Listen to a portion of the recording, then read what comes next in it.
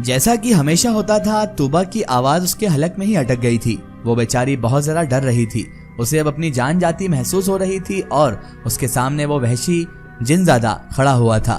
वो तूबा को छूने ही लगा था कि तभी फजर की अजान की आवाज चारों तरफ गूंज उठी और वो अचानक से गायब हो गया।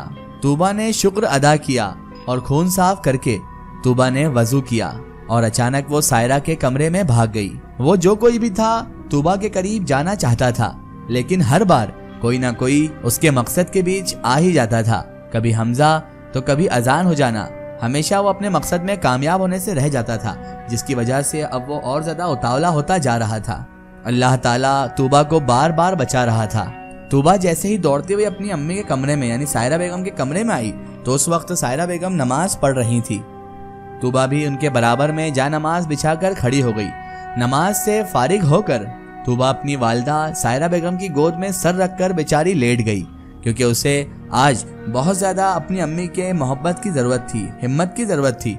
इस वजह से वो अपनी अम्मी के गोद में सर रखकर लेटी हुई थी। उसके बाद उसने सुकून पाया और अपनी आंखें मूंद ली। बेटा, तूबा बेटा, तुम तो रात को सीमा के घर की तरफ गई थी ना, अभी यहाँ कैसे आ गई बेटा तुम? सायरा बेगम ने प्यार से अपनी बेटी तूबा के बालों पर हाथ फेरा तो तूबा कहने लगी, वो हाँ अम्मी, बात कुछ यूं है, तबीयत मेरी मुझे कुछ ठीक नहीं लग रही थी। मुझे वहाँ बहुत अजीब सा लग रहा था। मुझे ऐसा मन कर रहा था कि मैं अभी वहाँ से उठकर आपके पास आ जाऊं, तो मैं आ गई। उसकी अम्मी कहने लगी, वो तो बेटा ठीक है, लेकिन क्या तुम अकेला आई? तो तूबा बहाना बनाते हुए कहने लगी, नहीं नहीं अम्मी, आप कैसी बात कर रही हैं, मैं अकेले कैसे आ सकती हूँ? मैंने तलहा को कहा फोन लगाकर कि तलहा मुझे घर छोड़ दो, तो तलहा मुझे छोड़कर यहाँ पर चले गए थे।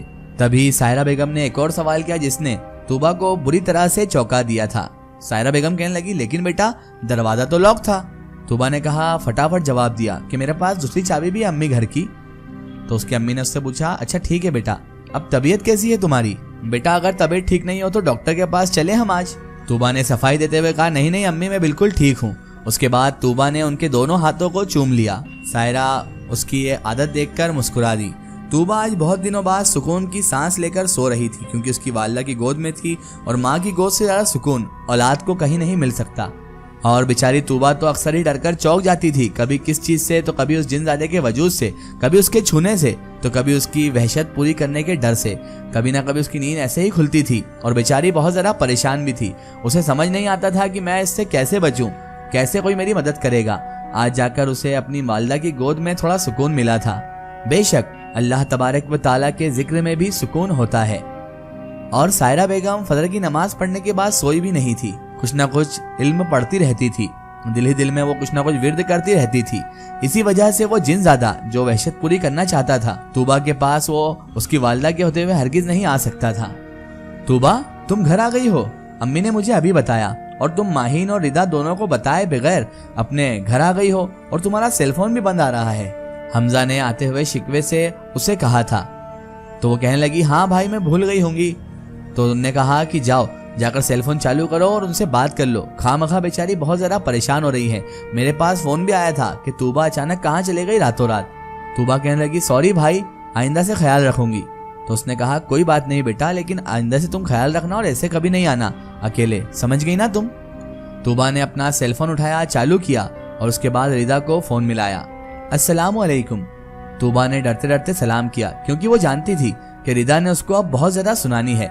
रिदा उसके लुभ उतार देगी, क्योंकि रिदा बहुत गुस्से में होगी। तूबा, तुम समझती क्या हो अपने आप को? तुम कब चले गई हमारे यहाँ से? कम से कम हमें बता तो देती। हम यहाँ खामखा इतने परेशान हो रहे हैं और तुम घर पे आराम से सो रही हो। पता भी है तुम्हें यहाँ पर कितनी टेंशन में आ गए थे सब लोग। रिदा तो गुस्से में बोलती ही चली जा रही थी और तूबा को डांटती हुई चली जा रही थी। तो तूबा ने एक बार में सांस लंबी खींची और कहने लगी, सॉरी सॉरी सॉरी सॉरी यार, मेरी तबीयत अचानक खराब हो गई थी रिदा, तो बस मैंने भाई को कहा, वो लेने आ गए, और तुम दोनों उस वक्त सो रही थी, इसलिए मैंने तुम्हारी नींद खराब करना, तुम्हें उठाना मुनासिब नहीं समझा, और जल्दी जल्दी में मैं अपना फोन चालू करना भी भूल गई थी। तूबा ने इनसे भी झूठ बोल दिया था, रिदा और माहिन को भी झूठ ही बताया था, क्योंकि वो असल बात किसी को भी बता नहीं सकती थी, क्योंकि असल बात थी ही इतनी खौफनाक, और उसकी मजबूरी भी थी। वो किस तरह किसी को अपना ये राज बताती। रिदा गुस्से में बोली, यार तो हम सो ही रहे थे ना, कोई मर थोड़ी ना गए थे जो तुम हमें बताकर ही नहीं गई। मुझे बता देती, अप्पी को उठाकर बता देती, किसी को तो बताकर जाती तूबा तुम। रिदा खफगी से बोली, तबीयत खराब थी तो क्या बताकर नहीं जाओगी? बहुत ज्यादा गुस्सा आ रहा था उसे। तो तूबा ने कहा प्लीज सॉरी यार रिदा, माफ कर देना बहन मुझे, अब आइंदा से ऐसा मैं कभी नहीं करूंगी, पक्का वादा बहन, कभी नहीं करूंगी ऐसा, पक्का वादा करती हूँ तुझसे। क्योंकि तूबा रिदा की नाराजगी भी बर्दाश्त नहीं कर सकती थी, क्योंकि दोनों में बहुत अच्छा प्यार मोहब्बत वाला रिश्ता था। रिदा लेकिन खामोशी रही। तो तूबा फिर से बोली ओए सॉरी यार, अब क्या जान लेगी बच्ची की। तो तूबा की बात सुनकर रिदा उधर से बोली चल ठीक है, तू भी क्या याद करेगी, किस दिलदार से तेरा पाला पड़ा है, जा तुझे माफ किया, लेकिन हाँ तेरा फोन अब मेरे पास रहेगा और फोन शादी में ही वापस लेना, अब नहीं दूंगी तुझे तेरा फोन वापस में। उसने शरारत से कहते हुए फोन काट दिया। इधर तूबा ने अपनी अम्मी यानी सायरा बेगम से कहा अम्मी मैं आधे घंटे में वापस आ जाऊंगी, प्लीज जाने देना मुझे आप। तूबा बैठी बैठी बेचारी सायरा बेगम को मना रही थी। सायरा बेगम ने कहा लड़की क्या तुम पागल हो गई हो, तुम्हारी भाई की शादी में सिर्फ 1 दिन रह गया है और तुम्हें कॉलेज जाना है। सायरा बेगम बड़ी सख्ती से बोल रही थी। अम्मी बस आधा घंटा, तूबा ने मासूम सी शक्ल बनाते हुए अपनी वालिदा से कहा। सायरा बेगम ने कहा ठीक है, मैं तलहा से कह देती हूँ ले जाएगा तुम्हें, क्योंकि हमजा तो कामों में मसरूफ है। तूबा कहने लगी नहीं नहीं अम्मी आप उन्हें ना कहें, मैं महर के साथ चली जाऊंगी और उनके जो वालिद हैं अंकल हैं मुझे छोड़ देंगे और महर को भी छोड़ देंगे और वापस तो हम दोनों सहेलियां खुद साथ में आ जाएंगी अम्मी। ठीक है बेटा, अल्लाह की अमान में जाओ, अल्लाह हाफिज कहती हुई तूबा घर से बैग लिए अपना निकल गई। तूबा तू ये पकड़ और यहीं रुक, जो बॉक्स चाहिए तुझे वो ले ले, मैं जरा सारा से नोट्स लेकर वापस आती हूँ। तूबा लाइब्रेरी के अंदर थी, वहां पर भी थोड़ा थोड़ा अंधेरा था और बिल्कुल सन्नाटा। जैसे ही वो बॉक्स लेकर मुड़ी तो सामने उसे देखकर तूबा फिर से लरस गई। वही वजूद काले लिबास में आंखों में गुस्सा लिए उसे घूर रहा था। उसकी आंखें बहुत ज्यादा सुर्ख यानी लाल हो रही थी। ऐसा लग रहा था मानो अभी उसकी आंखों में से खून निकल आएगा। कुछ वजह थी, शायद वो किसी वजह से तूबा के करीब बिल्कुल भी नहीं आ पा रहा था। तूबा ने डर के मारे और खौफ के मारे आंखें बंद कर ली। थोड़ी देर बाद खोली, लेकिन वो वजूद अभी भी उसके सामने वहीं पर खड़ा था जहां थोड़ी देर पहले उसने देखा था और गुस्से से तूबा को घूरे जा रहा था। तभी महर की आवाज उसे पीछे से आई, तूबा क्या हुआ तुम्हें, ऐसे क्यों खड़ी हुई हो, क्या बात है तूबा। जैसे ही महर की आवाज तूबा ने सुनी, तूबा की जान में जान आ गई। उसके बाद वो पीछे मुड़कर महर को देखती है, जैसे ही सामने देखती है तो अब वो वजूद वो जिनज़ादा गायब हो चुका था। तूबा ने बहाना बना दिया, कुछ नहीं महर, मैं ऐसे ही खड़ी हूँ। अच्छा ये देख, ये कैसा है, तूबा ने पूछा, क्या है इसमें वैसे महर। तो महर ने कहा खुद देख लो।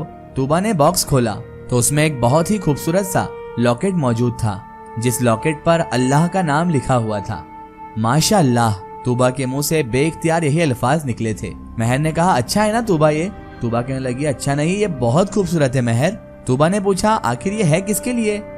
तो महर ने कहा ये माहिन भाभी के लिए है। महर ने कहा अच्छा चलो अब, और ये तो मुझे दे दो। इतना कहकर महर ने बॉक्स तूबा के हाथ में से वापस ले लिया। तूबा ने जाते जाते एक बार फिर मुड़कर देखा तो वो वहीं पर खड़ा हुआ मुस्कुरा रहा था। उसकी मुस्कुराहट इतनी खौफनाक थी कि तूबा ने तो अपना चेहरा ही आगे कर लिया। इसका एक स्टोरी हम देखेंगे इसके अगले पार्ट में।